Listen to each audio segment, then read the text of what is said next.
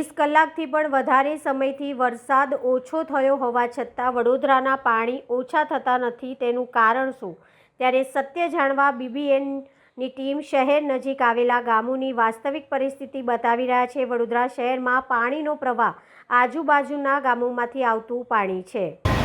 નમસ્કાર દર્શક મિત્રો, BBN ન્યૂઝ લાઈવ કવરેજમાં આપણું હાર્દિક સ્વાગત છે। અને સમાચારની જે રીતે વાત કરીએ, હું છું આપણી સાથે અમિત ચૌહાણને।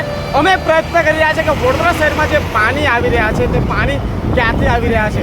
નેતાઓ તો વાહવાહી કરી રહ્યા છે, નેતાઓ તો 62 દરવાજા બંધ કરીને ખુશી મનાવી રહ્યા છે, પ્રતાપ સરોવરના દરવાજા બંધ કરીને ખુશી મનાવી રહ્યા છે, દેના ડેમના દરવાજા બંધ કરીને ખુશી મનાવી રહ્યા છે। ત્યારે આજે BBNની ટીમ વડોદરા શહેરના જે હાઈવે જે પ્રસાર થાય છે ત્યાંથી જે દેના નદી જે છે, દેના નદીનું જે સ્વરૂપ જે છે કે જે વિશ્વામિત્રીનું પાણી જે છે, આજવાનું જે પાણી જે છે તે સતત વહી રહ્યું છે। જે પાણી કહેવાય કે હાલ જે પાણી વડોદરા શહેરના અંદર પ્રવેશી રહ્યું છે। જે આપ દર્શક જોઈ રહ્યા છો કે સંપૂર્ણ વિસ્તાર આ દેરાનો છે, દેરાના સંપૂર્ણ વિસ્તારને કહેવાય કે હાલ આ આજવા સરોવરનું જે પાણી છે, પ્રતાપપુરાનું જે પાણી છે તે પાણી કહેવાય કે હાલ વડોદરાને ગરમોડી દીધું છે, વડોદરા શહેરને ડૂબાડી દીધું છે। ત્યારે કહેવાય કે નેતાઓ વાહવાહી કરી રહ્યા છે કે હવે હાઈ કમાન્ડથી બેઠા કહી રહ્યા છે કે પાણી હવે આવવાનું નથી, દરવાજા બંધ કરી દીધા છે। હવે સાહેબ થોડી તો શરમ કરો, કેમ કે જ્યારે આજવાના 62 દરવાજા બંધ કરવાના હતા તે સમયે તમે આજવાના દરવાજા ખુલ્લા રાખ્યા। અવિરત રીતે વરસાદ વરસ્યો અને અવિરત રીતે જે આ વરસાદ વરસ્યો તેના જ કારણે કહેવાય કે આ તમારે આજવા સરોવરના જે પાણી છે ભયાનક જે રૂપ થઈ રહ્યું છે તે માત્ર ને માત્ર તમારા પાપના કારણે થયું છે। સાહેબ જરા થોડુંક વિચાર્યું હતું, એક હેલિકોપ્ટરથી આંટો મારે તો ખબર પડશે કે વડોદરામાં પાણી ક્યાંથી આવી રહ્યા છે।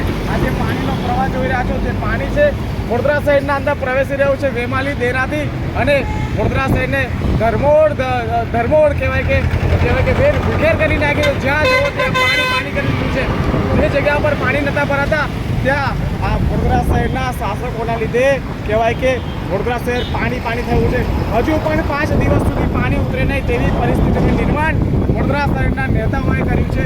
વારંવાર અમે લોકો કહેતા આવ્યા હતા ન્યૂઝ મારફતથી કે વડોદરાના અંદર પૂરનું સંકટ છે, પણ એક વરસાદ પડ્યો તેમાં પણ કોઈ બોધપાત્ર નોંધ ના લીધી। તેના જ કારણે કહેવાય કે જે આ અવિરત રીતે વરસાદનું જે પાણી છે, આજવા સરોવરનું જે પાણી છે તે કહેવાય કે વડોદરા શહેરને ધરમોડી રહ્યું છે।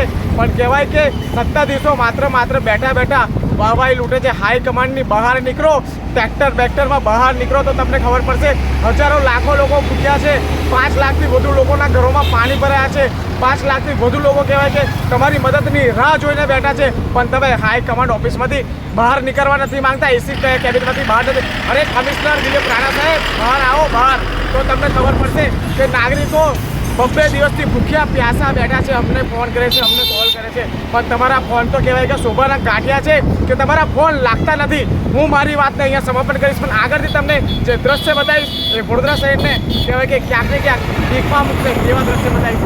મારા સાથે વધુ સમાચાર જોવા માટે જોડાયેલા રહેજો અમારા સહયોગી જયમીન સાથે, ચૌહાણ અમિત, BBN ન્યૂઝ વડોદરા, ગુજરાત।